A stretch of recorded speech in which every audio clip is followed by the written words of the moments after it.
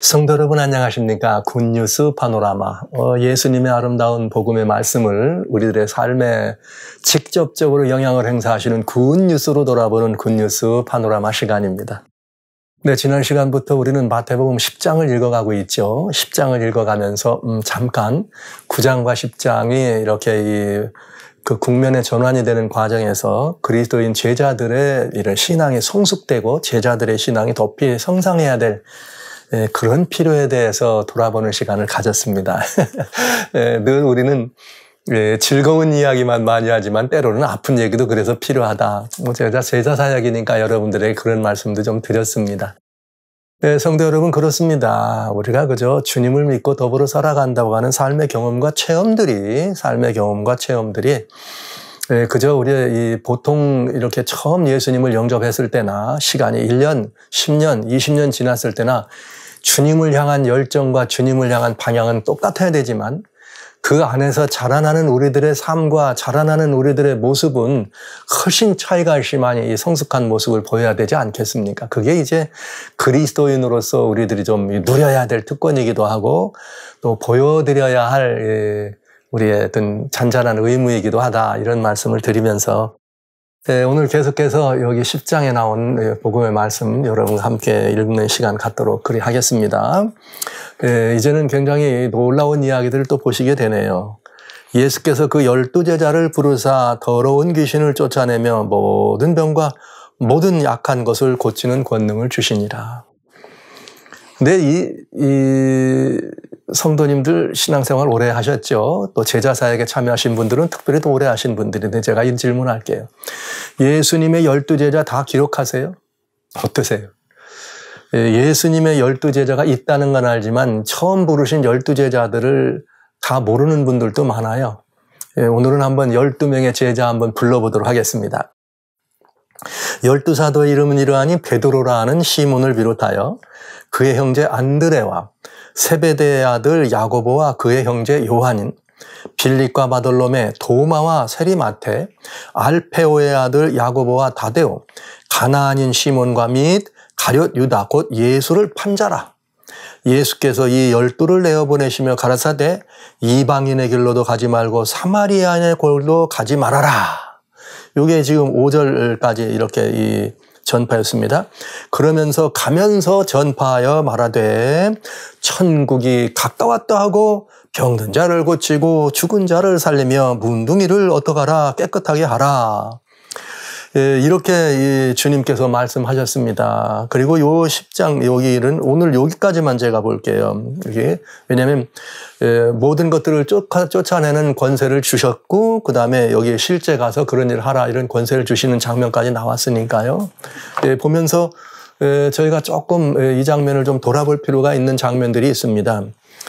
오늘 저는 이 예수님의 이 파송은 지금 이 첫째 파송이 첫 번째 제자들의 파송하는 것은 굉장히 중요한 제자들의 파송 이야기가 성경에 이거 말고 또 나와요. 이거 말고 그 또 나오는 거에 여기 말고 마가복음 6장에는 12제자를 보내는 게 나오고 그 다음에 여기 누가복음입니다. 누가복음 9장에 12제자를 보내는 게 나오고 그 대신 누가복음 10장에는 70인의 제자를 보내는 사건이 나와요. 12제자가 아니고 70제자를 보내는 사건. 이제 이렇게 하니까 제자들을 이 복음선에서 파송하는 이 내용들이 나오는데 누가복음에는 70제자를 보내더라. 그 70제자를 보내는 거하고 12제자를 파송하는 거는 그 의미상에 있어서 크게 다를 모습은 없습니다. 그런데 여기 이 파송이 이 70제자를 보내는 것을 이게 다른 파송으로 보지 않고 같은 파송으로 보면서 성경 가운데는 또 다른 파송이 하나 더 나옵니다. 그건 뭐냐면은 마태복음 28장입니다.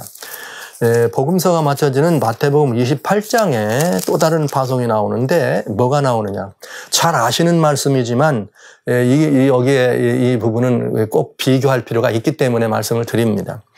16절에 보면은 11제자가 갈릴리에 가서 예수의 명하신 산에 이르러서 예수를 뵙고 경배하나 오히려 의심하는 자도 있더라. 아직도 11명의 제자 가운데는 의심하는 제자들이 있었다 이런 말이에요. 그런데 여기 뭐라겠는가? 18절부터 예수께서 나와 일러 가라사대 하늘과 땅의 모든 권세를 내게 주셨으니 그러므로 너희는 가서 모든 족속으로 제자를 삼아 아버지와 아들과 성령의 이름으로 침례를 주고 내가 너에게 분부한 모든 것을 가르쳐 지키게 하라. 볼지어다 내가 세상 끝날까지 너희와 항상 함께 있으리라. 이렇게 말씀하시네요. 그러니까 여기는 또 주님께서 부활하시고 십자가에 달려 돌아가신 이후에 부활하시고 승천하시기 바로 직전에 제자들을 파송하는 일이 벌어져. 그러니까 이 제자의 파송이 몇 번이다? 2번이다. 누가복음 10장에 나오는 70제자를 여기 포함시키지 않고요. 그거는 12제자의 파송과 다를 바가 없기 때문에 제가 포함을 안 시켰습니다. 자, 그러면 여기 지금 2 파송이 있다는 거죠. 그런데 이 2 파송은 엄연히 그 내용이 다릅니다. 제자들이 가서 어떻게 하라고 하는 제자들이 가서 증거하고 전파하는 일을 섬기는 모습에 대해서는 같은 모습이지만 이 파송의 의미는 전혀 다르다는 것이죠. 전혀 다르다는 것. 그럼 조금 이 의미를 여러분이 보시는 것이 좋겠어요. 이미 파송에 대한 이야기가 나오니까.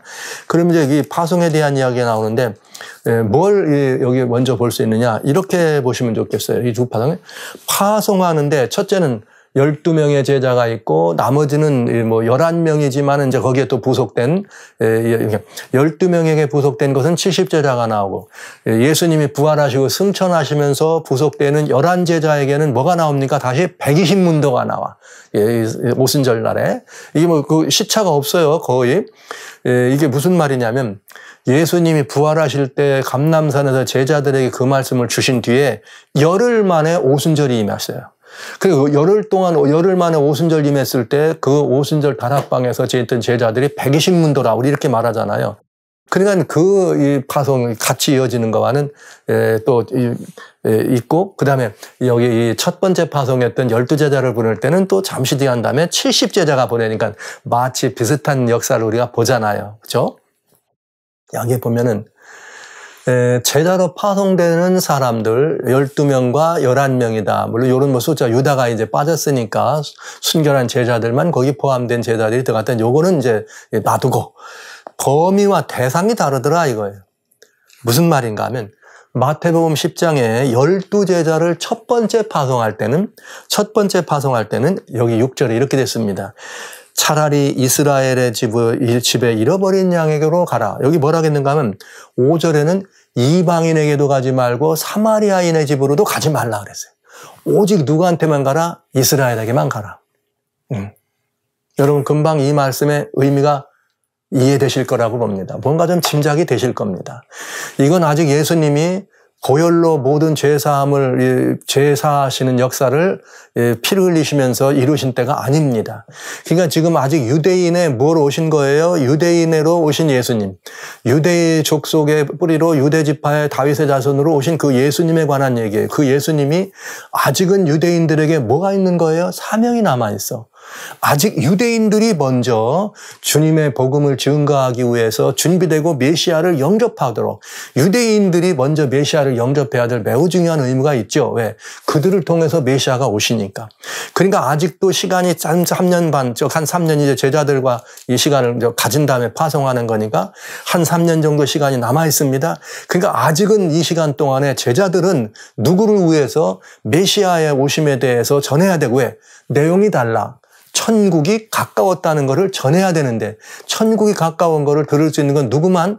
메시아를 기다리는 유대인들에게만 이 복음이 적용되기 때문에 유대인들에게만 가라 그렇게 하신 거예요. 아직은 뭐가 아니다? 이방을 위한 시간이 아직 안 됐다는 거죠. 그러니까 이 대상이 다른 거예요. 이방인의 길로 가지 말고 사마리아인의 집으로도 가지 말고 차라리 이스라엘의 잃어버린 자의 집으로 가거라 이렇게 말씀하신 거죠. 그러니까 이거는 대단히 중요한 거죠. 이 민족적 이스라엘, 국가적 이스라엘 또 아니면 구약에서 나와 있는 이 이스라엘이 그들의 사명을 위해서 아직도 해야 될 일이 남아있을 때다 이거죠. 이건 이 선택된 이스라엘의 선민으로서 그들이 가지는 사명은 이제 잠시 뒤면 어떻게 되는 거예요? 끝나는 거예요. 그러니까 주님이 천국이 가까웠다. 메시아의 시대가 돌아온다. 메시아의 나라가 임한다. 메시아의 시대가 온다. 이제 그 메시아의 시대가 오는 것에 대한 복음을 증거하는 일을 이스라엘 집으로만 다녀라 하신 것입니다. 제자들이 이제 그 안에 있었던 거죠. 그러니까 이거는 내용이 다른 거예요. 그러면 마지막에 예수님이 돌아가시고 나서 다음에 부활하신 다음에 감람산에서 제자들을 파송하실 때는 이스라엘로만 가라고 하지 않았어. 뭐 했어요? 모든 민족을 제자 삼으라. 와우! 여기 뭐가 달라졌어요? 대상이 달라졌네. 네. 이스라엘에서 뭐가 된 거예요? 이스라엘 나라 밖의 사람들, 이방이죠. 약속도 없는 외인들이죠. 그리고 이제 그들은 다 이렇게 중간에 담이 막혀 있기 때문에 안 돼 있던 그게 아니라 중간에 막힌 담이 예수님의 십자가에서 허물어지고 이제는 유대인이나 이방인이나 구별이 없어져. 뭐 안에서요? 복음 안에서. 뭐 안에서요? 믿음 안에서. 구별이 없어지고 그들이 함께 선지자의 터위에 세우심을 입으면서 함께 주님 안에서 아름다운 성전으로 지어져 가야 될 운명의 사람으로 이스라엘이야만이 아니라 이방인도 초청되는 것입니다. 그러니까 지금 여기 12제자들은 유대의 제자로 유대인을 위해서 파송된 것이라면 다 마태복음 28장에 나오는 그 11제자는 어떻게 해요? 누구를 향해 가는 거? 이제부터는 유대 이스라엘만이 아니라 온 땅끝까지 이르러서 주님의 복음을 전파해야 될 사명의 사람들이 됐다는 것이죠. 이만큼 이게 지금 두 파송인데 이게 좀 차이가 있습니다. 이렇게 다르네요. 그러니까 이 다름이 가장 잘 표시되어 있는 것이 에베소 2장입니다. 에베소 2장에 보면 이 다름이 뭐라고 정확하게 다름에 대해서 선포됐느냐면 이렇게 말씀하셨어요. 그때 이방인들에게 주시는 말씀이지만 그때 너희는 그리스도 밖에 있었다. 에베소 2장 12절. 이스라엘 나라 밖의 사람이라. 약속의 언약에 대하여는 외인이요 세상의 소망이 없고 하나님도 없는 자다. 여기 이스라엘이라 말할 때 그 나라의 밖이란 말은 그대들은 이제 그 이전까지는 이스라엘이라고 하는 하나님의 택함 받은 하나님의 사랑 안에 머무르는 사람들이 아니었다는 거예요. 이건 이제 뭘 말하는 것입니까? 선택의 의미에서 그렇다는 거죠. 그러나 이제부터는 13절에 이제는 전에 멀리 있던 너희가 그리스도 예수 안에서 그리스도의 피로 어떻게 됐다? 가까워졌다. 그는 화평인지라 중간에 막힌 담을 하셨습니다. 그런 다음에 이 둘로 어떻게 되느냐? 둘로 예수님 안에서 한 세 사람을 지어서 화평하게 했다. 와우. 이제는 이방인이나 유대인이나 뭐가 된 거예요? 한 세 사람이 됐다. 이렇게 돼 있네요. 이제는 이방도 이스라엘도 없는 거죠. 그러니까 이제부터는 하나님의 택함 받은 백성이라고 말할 때 이제는 우리가 믿음으로 말미암아 한 백성이 되었다고 말할 때 신약에 들어와서 십자가 이후에 우리가 하나님 백성들을 영적으로 이스라엘이다 이렇게 부르는 데는 하나님의 택함 받은 백성이라는 의미로서 이제는 이방도 유대도 구별이 없는 누구가 되는 거예요. 하나님 안에 한 백성이다 이렇게 이해하면 되시겠습니다. 그래서 여기 이제 우리는 이방인에 대해서도 손님이 아니다. 한 가족이다. 그래서 예수님 안에서 그리스도 예수 안에서 침이 어떻게 된다? 사도와 선지자들의 터위에 우리가 세우심을 입었다. 그러면서 이제 예수님이 친히 모퉁이돌이 됐다. 그러니까 뭐예요? 내가 이 반석 위에 내 교회를 세우리라. 그리 하나님의 교회, 예수님의 교회를 세워가는 한 은혜의 이 성숙한 그리스도인이 돼가는 것이죠. 그래서 성령 안에서 하나님의 거하실 초소가 되기 위하여 예수 안에서 함께 지어져 가느니라. 할렐루야. 이제는 이방도 없고 유대인도 구별이 없는 우리는 완전한 예수님 안에서 한 세 사람을 입는 사건이 벌어지네요. 자. 이렇게 이방의 의미가 달라지면서 이제는 이 천국 복음이 어떻게 됩니까? 땅끝까지 이르러 전파되는 거예요. 옛날에 12제자는 천국이 가까웠다 얘기하는 것이고요. 그건 아직 온 거예요, 안 온 거예요? 안 온 거잖아요. 가까이 왔다는 말은. 그러나 이제 이 백성들은 뭘 하느냐? 천국에 예수님이 어떻게 하셨다는 건 이미 예수님의 나라가 임했다는 거. 그리스도의 나라가 임했다는 거. 그러니까 이건 물론 이제 매일 말씀드렸습니다만 이건 은혜의 왕국이고 이 왕국은 은혜의 왕국이고 주님과 우리 사이에 회복된 관계 안에 이루어지는 관계의 천국이라는 말씀을 이미 드렸습니다. 그래서 그러나 천국은 이미 임한 것은 사실입니다. 이것은 완전히 중요한 거예요. 은혜의 해를 선포하려 함이라 했던 이제 뭐가 온 거예요? 완전히 구약의 제도로 말하면 초막절 희년이 선포되는 인류의 희년이 십자가에 선포됨으로 말미암아 완전히 이제 이 세상 나라가 정말 주님의 나라가 되고 주님의 나라가 이룬 것을 우리는 알게 되는 거죠. 그리고 우리들은 이 안에서 뭐를 노릇하는 것, 왕 노릇하는 사람들로 부름받았다는 거죠. 그래서 이 제자들이 12제자가 나가서 전하는 복음이 다르고 그 다음에 또 누가 달라요? 예수님이 십자가에 돌아가시고 부활 승천하시기 전에 제자들에게 위임 그들이 증거해야 될 사명이 다르다. 오실 메시아를 전파하고 오실 때가 됐다, 거의 다 왔다를 얘기하는 천국이 임한 걸 가리킬 제자들과 이제 우리는 누구예요? 땅끝까지 이르러서 너는 나의 증인 되리라.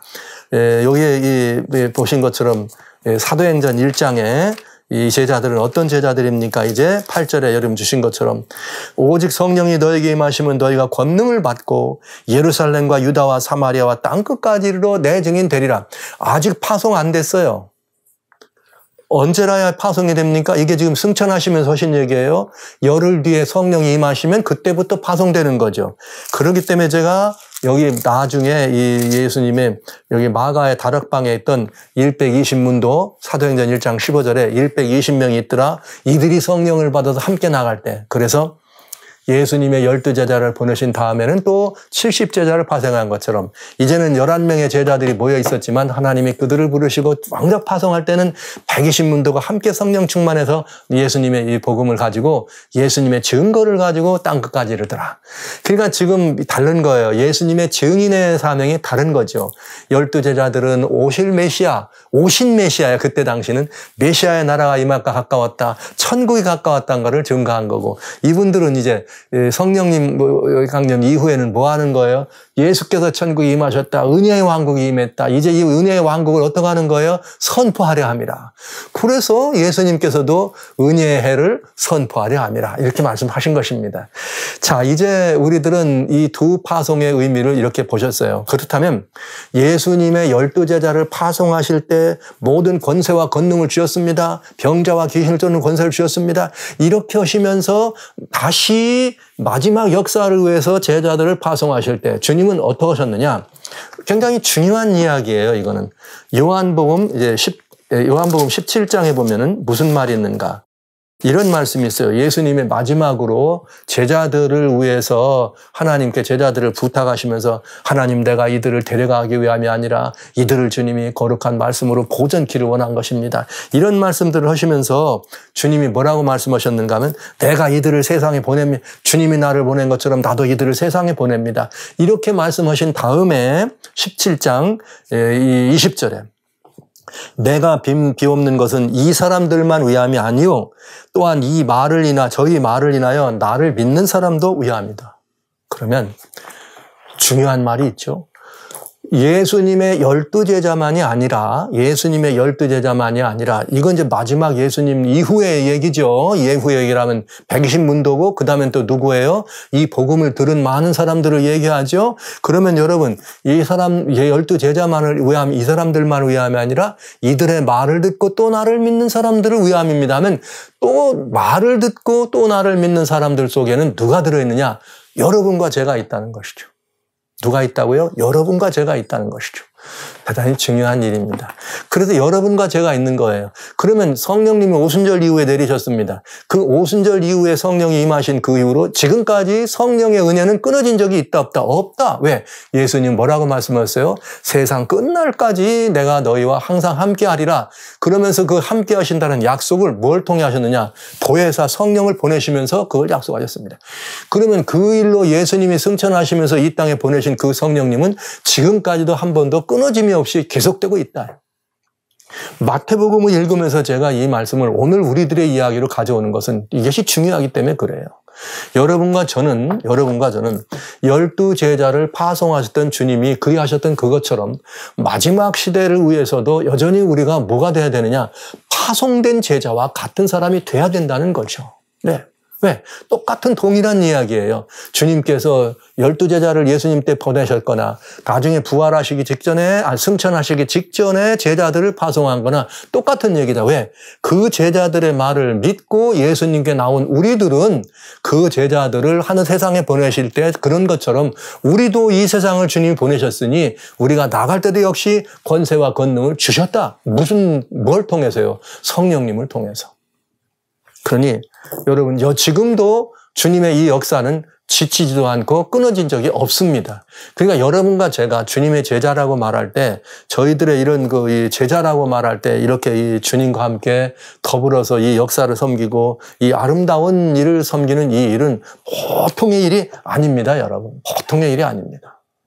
그리고 지난 시간에 잠깐 언급해 드린 것처럼 마태복음 9장까지는 제자들이 주님의 역사를 보고 기뻐하고 좋아했다 이랬잖아요. 그러나 그들이 나가야 될 때가 있었다. 그것처럼 우리도 처음에는 첫사랑의 시대가 있어. 예수님을 믿음으로 영접했더니 이야 정말 얼마나 아름답습니까? 주님과의 첫사랑 시절에야. 참 놀라운 시간이죠. 말씀이 좋고 그냥 입에 척척 송이꿀처럼 달고 그저 교회 가는 것이 좋고 사람들 막 이렇게 만나서 교회 안에서 이렇게 함께 기도에 참여하는 게 좋고 교회를 섬기는 게 좋고 이것도 해도 좋고 저거 해도 신나고 얼마나 신나요. 우리가 신났던 거는 세상의 코미디언들이 웃겨서 신나는 게 아니고 주님의 은혜가 너무 감사하고 이 은혜를 나눈다는 이것 때문에 신나. 이게 진짜 신나는 거잖아요. 출근하고 교회 가가지고 하루 종일 청소도 하고 뭔가 일하고 말이죠. 저희 때 같은 때는 뭐 교회를 짓느라고 뭐 막 일도 하고 벽돌도 짓고 이런 일을 합니다. 온몸이 피곤해도 집에 오면 평안이 있어. 해피해. 이게 진정한 평안 아닙니까? 이게. 이런 평안. 이런 것들. 그러나 이런 하나님 여기 제자들이 이 산상수훈에서부터 그런 이 아름다운 시간에만 같이 그렇게 주님과 더불어 있는 그것이 아니라 주님은 그들을 다시 권세 권능을 주셔서 내보내신 그것처럼 결국은 주님 마지막 시대에도 여전히 예수님께서 승천하실 때 주신 제자들의 위임이 우리들에게도 그 위임은 여전히 동일한 위임이란 사실입니다. 성령의 권세를 힘입어서 제자들이 나갈 수 있었던 그것처럼 우리도 똑같이 동일한 성령의 은혜를 힘입어서 우리가 어디로 가든 이 말은 꼭 선교지로 나가라 이런 말은 아니죠. 땅끝까지 나가라는 이 말은 어디 선교지까지만 가야 땅끝입니까? 아닙니다. 우리들의 진정한 땅끝은 어디가 땅끝이냐 그러면 제가 이런 표현을 씁니다. 원수의 가슴속이 여러분이 땅끝이다. 그러니까 저 아프리카 오지도 섬겨질 수 있습니다. 저 동남아시아의 저 미얀마도 섬겨질 수 있습니다. 저 남미의 페루도 여러분이 가셔야 될 섬겨질 수 있습니다. 그러나 거기만 우리가 가야 될 선교지는 아닙니다. 이 복음이 필요한 것은 나를 말미암아 내가 예수님을 영접하고 믿음으로 말미암아 살아보라 살 때 누군진 모르지만 나와 관계가 소멸해서 이렇게 멀어서 서원해가지고 관계가 가깝지 않지만 아직도 복음에서 이탈된 사람이 있다면 거기가 땅끝인 거죠. 네, 거기가 땅끝인 것입니다. 우리는 언제든지 이제 지금 우리의 삶의 모습은 천국의 사람의 삶의 모습, 천국 신민의 삶을 살아가는 것이죠. 그래서 산상수훈에서 이미 우리는 5장에서 그걸 배운 거예요. 천국의 신민의 삶은. 우리는 예수님과 함께 머물 때 거기가 어딥니까? 천국입니다. 왜냐하면 주님의 속죄의 모든 이 공과를 우리가 힘입었기 때문에 천국의 실제 이런 중요한 이름의 의미는 어디냐? 예수님이 함께 하시면 거기가 어디예요? 천국이에요. 예수님 계신 곳이 천국이에요, 여러분. 예수님이 여러분 마음속에 함께 하시면 여러분의 심령에 천국이 임한 것이고요. 예수님이 여러분 우리의 가족과 함께 하시면 우리 가족이 천국을 이루는 것이고요. 예수님이 우리 교회 함께 하시면 우리 교회가 천국을 이루는 것이고 예수님이 몇몇 되지 않지만 요즘은 이제 떠나야 될 때가 됐다는 말씀을 드렸더니 여러 곳에서 이렇게 그룹이 떠나셔서 조용하고 한적한 곳에서 믿음의 유업을 누리시는 분들이 곱게 계시네요. 그런 그분들이 몇 가족이 모였지만 걔가 주님 모셨으면 걔가 천국 이루는 것이요. 아름답죠. 사람들에게 들려지지 않았습니다. 비록 오지일 수 있습니다. 그러나 거기서 예수님의 이름을 부르면서 주님과 함께한다면 계속 우리는 천국을 만나는 것이죠. 제자들의 사명은 12제자는 이스라엘의 이런 양을 가가지고 천국이 가까웠다 하라 그랬습니다. 오늘 우리는 땅끝까지 이르러 뭘 가리켜야 돼요? 주님의 천국은 임했습니다. 주님이 임해서 그 천국 신민들을 어떻게 해요? 데리러 다시 오십니다. 이제 우리는 재림을 이야기하는 사람이죠. 예수님 때 초림 메시아의 왕국을 설명했다면 우리는 영광의 왕국이 임하고 여기서 벗어나면 심판이 임할 수밖에 없다는 사실을 이야기하는 거죠. 이 이야기를 마태복음에서는 이 두 가지가 포함됐다는 사실을 보여주세요. 어떻게 보여주시느냐면은 10장에 뭐라고 말씀하셨는가 하면 제자들을 파송하시면서 이런 말씀을 하시네요. 이스라엘의 집으로만 가라 얘기하셨잖아요. 그렇게 말씀하신 주님께서 뭐라고 이렇게 말씀하셨느냐면은 이렇게 여기 23절에 이 동네에서 너희를 핍박하면 저 동네로 피하라. 내가 진실로 너에게 이르노니 이스라엘의 모든 동네를 다 다니지 못하여 제 인자가 오리라. 이렇게 했어요. 여러분, 이스라엘의 모든 동네를 다 다니지 못하여 인자가 온다면 이건 예수님의 초림을 말씀하시는 건가요? 재림을 말씀하시는 건가요? 네. 여기에 이렇게 되어 있거든요. 심판날에 이들이 임할 거다. 그러니까 예수님이 오실 때 이 12제자들은 초림 당시에 이 제자 사명 파송된 일을 감당했지만 이 마지막 말씀까지를 들어보면 마지막 때에 여기에 무슨 일이 벌어지는가? 이 사람들이 이렇게 제자들 인자가 오기 전에 오는데 무슨 일이 벌어지는가 하면 여기에 이제 다른 이방 사람들이나 이런 사람들이 이 미워해가지고 막 형제들 이렇게 미워주는 이런 데까지 되고 마중 사람들이 우리를 미워하는 데까지 말씀 주십니다. 그러니까 모든 제자들, 그때나 사도행전 때나 지금이나 모든 제자들이 겪어야 될 경험과 모든 제자들이 증거해야 될 메시아 예수님과 모든 제자들이 행해져야 될 그들의 삶의 태도가 무엇인지를 동시에 설명해 주고 계시다는 이야기죠. 그래서 여기 굉장히 중요한 이야기가 있네요. 그러니까 제가 오늘 이 말씀을 12제자를 파송했던 그 주님이 지금 우리들 시대에 우리에게 가지고 동일한 말씀을 주신다는 말씀을 드리는 이유는 이 말씀이 10장부터 읽어야 될 이 말씀은 예수님의 12제자를만을 위하여 주신 것이 아니라 우리들을 위해 주신 것이고 우리가 따라야 될 기별이란 사실을 여러분들이 우리가 함께 나누기를 원한다 하는 말씀을 드리는 것입니다. 그러니까 성도 여러분, 이제 저희가 이 말씀을 기억할 때 이 제자들이 어떻게 살았는가, 어떻게 해야 될 것인가를 듣기 전에 먼저 이것이에요. 주님이 12제자를 부르셔서 그들을 보내실 때 지난 시간과 아까 잠깐 말씀드렸습니다. 마가복음 3장 13장에 먼저 12제자를 부르신 다음에 이들을 장차 예수님과 함께 있는 다음에 전도도 하고 또 나가서 병도 고치려고 권능도 있게 하려 하심이라 이 말씀을 하신 다음에 마가복음에 어떻게 했다면 먼저 그 시간이 있은 다음에 그들을 보냈다 그랬잖아요. 12제자를. 그것처럼 제자라고 주님을 영접해 드렸다고 바로 나가는 게 아니다 이거예요. 비고두란 말씀을 그래서 제가 설명드렸는데 바로 나가는 게 아니다. 뭐 하는 거예요? 그 능력을 힘입어서 나가서 그럴 만큼 준비된 뭐가 돼야 돼요? 성숙한 제자가 돼야 된다 이 말이죠. 비로소 예수님도 역시 여기에 산상수훈에서 제자들이 함께 참여하고 그다음에 부르시고 그 사역하는 데를 제자들을 참여시켜서 어떻게 하는지를 보신 다음에 이렇게 제자들에게 보여주신 다음에 제자들을 보내시는 그것처럼 능력도 주시고 이런 것처럼 우리 모두 각자도 먼저는 주님과 더불어서 눈을 맞추고 주님 때문에 행복한 그런 시간을 가진 다음에 허니문이에요. 주님과의 허니문, 첫사랑의 시간을 가진 다음에는 반드시 우리도 뭐 해야 된다? 나가야 된다. 이 나간다고 하는 것은 무슨 어디 뭐 꼭 선교지를 나간다, 무슨 사역을 나간다 이런 의미가 아니라 우리의 삶 속에서 언제든지 우리도 우리의 삶 속에서 필요한 얻은 것에서든지 뭐처럼 파송된 제자들처럼 주님의 생명의 말씀을 증거하고 복음을 높이고 예수님의 다시 오심을 증거하는 그런 제자로서의 사명을 완수하러 나가야 된다 이 말을 드리는 것이에요. 그런데 놀랍게도 주님은 그분들을 나가실 때 이미 귀신도 쫓고 병도 고치는 권세를 주셨던 그것처럼 동일한 은혜와 권세를 우리들에게도 주셨다. 여러분 잊지 마십시오. 우리들을 위해서 주님은 동일한 권세로 동일한 능력을 주셨다는 사실 잊지 마십시오. 그러니까 우리도 나가서 얼마든지 주변에 누구든지 고독하고 외롭고 힘들고 아픈 환자가 있고 병자가 있을 때 뭐 할 수 있는 거예요. 그들을 위해서 주님의 제자들이 행했던 이것들을 본받아서 우리도 그 일을 행하고 예수 그리스도의 역사를 그들에게 드러낼 수 있어야 된다. 와, 큰일인데. 제가 이 말씀을 드리면서 조금 걱정이 되네요. 왜 우리는 나가가지고 예수의 제자들은 막 병자도 일으키고 했는데 우리는 안 되냐고 이런 말씀 하실까봐 제가 걱정이 되는데 여러분 그런 일이 일어나가랑 왜 우리는 안 되느냐 이렇게 생각하지 마시고요. 예수님 당시에는 오늘과 같은 의료, 병원 이런 시설이 없었어요. 그러니까 그런데 가면 날 수도 얼마든지 있는 게 있잖아요. 그러니까 여러분 이것을 오늘날 이 시대로 가져온다면 그런 것들 도움을 받지 못하고 유리하는 사람들이 있을 때 우리가 찾아가서 그들에게 예수님의 영의 권세를 힘입어서 예수님의 능력을 보인다면 역사하지 않을까요? 제가 가끔 그런 표현을 드렸습니다.